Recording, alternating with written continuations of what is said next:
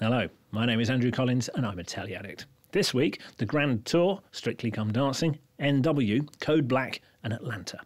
This year, the BBC lost the format to the Great British Bake Off, but retained its three key presenters.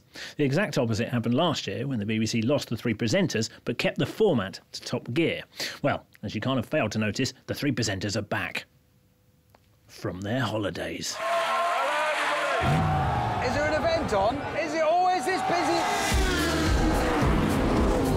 For contractual reasons, it's in a tent instead of an aerodrome, and it's called the Grand Tour because they pitch up every week in a different Jason Bourne-style location. They can do this because they're funded to the tune of a Hollywood blockbuster by their new patrons, Amazon.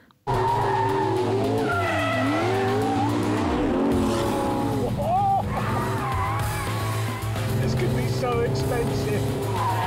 Precisely how expensive we can't say, but the money, as they say, is all up there on the screen. The resurrection of Clarkson, Hammond and May by what used to be a bookshop might seem very modern and iconoclastic and platform fluid, but a show that's made with production values this high really does demand to be seen on a massive telly and not a phone.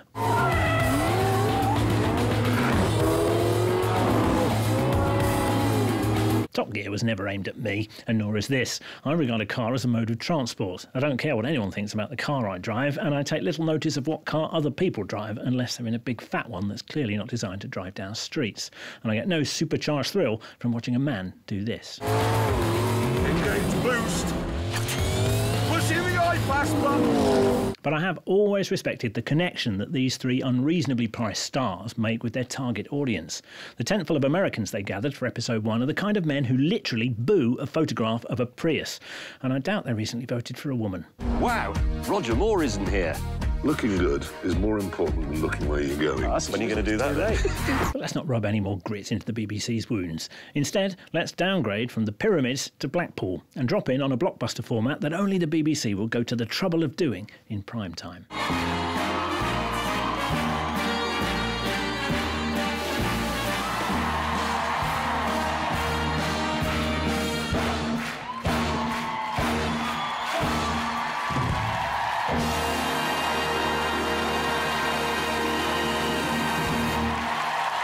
It seems pertinent that the BBC's biggest hit in 2016 is adapted from a competitive format launched in the 1950s and whose zenith was in the 1970s. The only thing that changed for the Strictly reboot in 2004 was that the celebrities took over and real people were relegated to the chorus.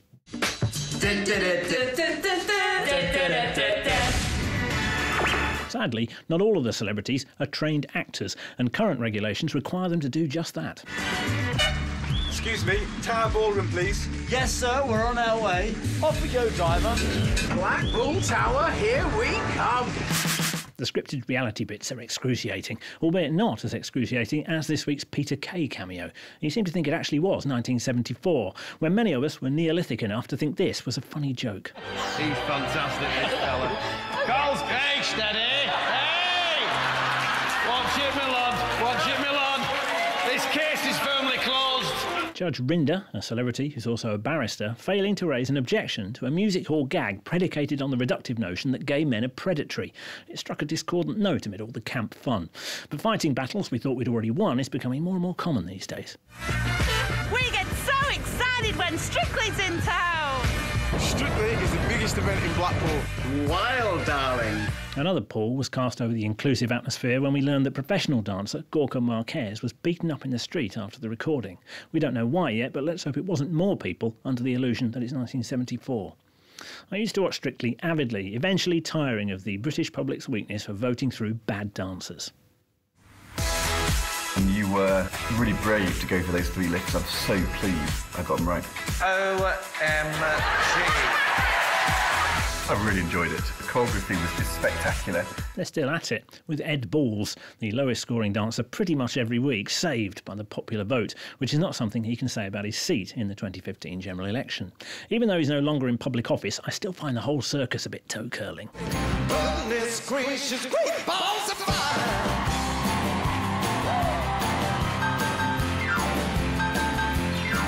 You might argue that he's doing more to lift the national mood by mouthing his way through a jive than he ever did propping up unelectable Labour leaders. Still, if he eventually gets beaten by a celebrity who can dance, there's always acting. Ed, you're really good at it, aren't you?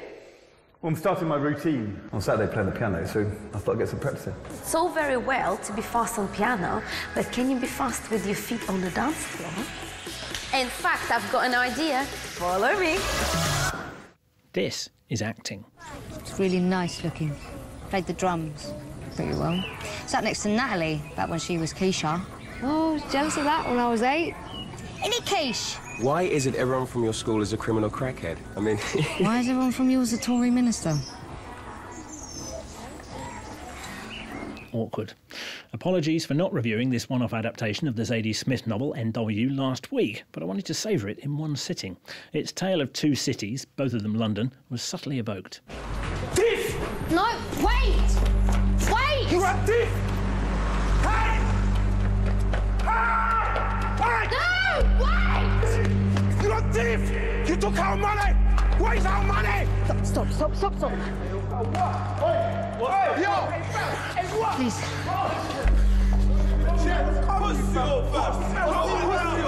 I understand the book goes a lot deeper than a 90-minute film ever could, but Rachel Bennett's Précis, directed without artifice by Saul Dibb, felt rich with interactive detail.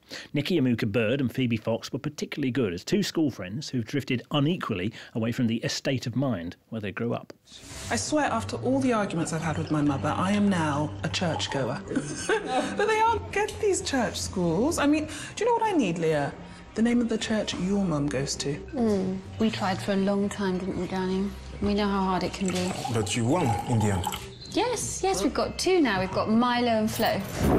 Sorry, neither Lou. It's on iPlayer for a couple more weeks. Do yourself a favour. This is more of what the BBC should be doing with its drama budget, casting lesser-known stars in contemporary work that's shot in the city it's set in and isn't some academic Polyakofian exercise. Now, from NW to ER. OK, on my count. 1, 2, 3. Thank you. What do you got, Guthrie? Assault victim. Blunt trauma to the head, back, and chest. Grab the ultrasound. Who? Me? Where is it? I got it. You. What's your name, son? Elliot.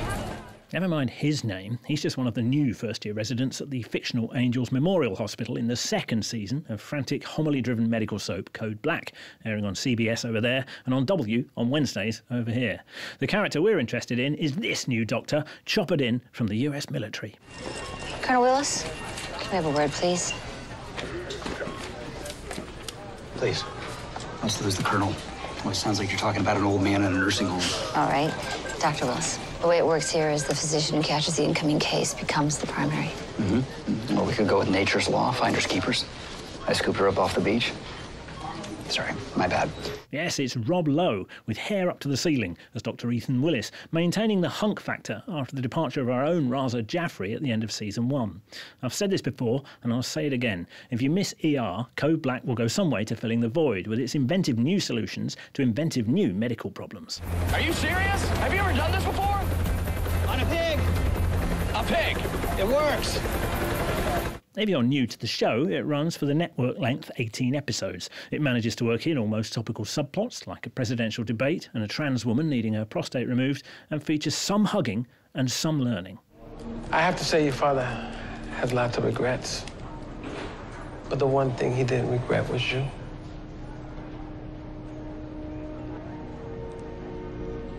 What do you mean, what's a Code Black? It's an internal catastrophe where we're so overrun by critical patients we don't have the resources or the staff to treat them all. How often does that happen? Every episode. Meanwhile, over on Fox, in this new coded comedy created and produced by star Donald Glover, Atlanta, set in Atlanta, emergencies move at a slower pace. I don't want a handout, I want to manage you. Manage? You know where the word manage come from? Manus, Latin for hand. Probably, but I'm gonna say no for the purpose of my argument. Manage come from the word man, and that ain't really your lane. My lane? Yeah, man, I need Malcolm. You too Martin. You know what they did to him? They killed him. Didn't they kill Malcolm too? Well, no, they say that, but ain't nobody seen the body since the funeral. That's how funerals work. Alfred. Glover plays Ern, a Princeton dropout with a girlfriend and a daughter, but no job.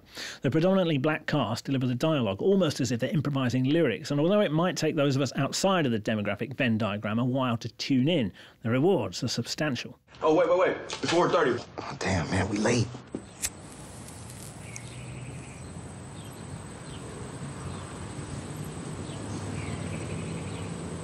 That's what I mean about the rhythm. It's 4:30, they're late for sitting outside on that sofa and sharing a joint.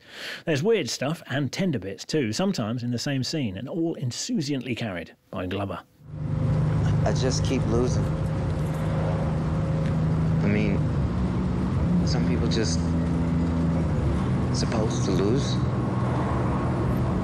for balance in the universe. I mean, like are there just some people on Earth who are supposed to be here just to make it easier for the winners? Your moment of zen is from John Oliver's Last Week Tonight, whose latest season ended on a downbeat note, but went out with a bang nonetheless. I suggest you seek out the messages that went before this, which are not suitable for work. But it clears the air on its own terms.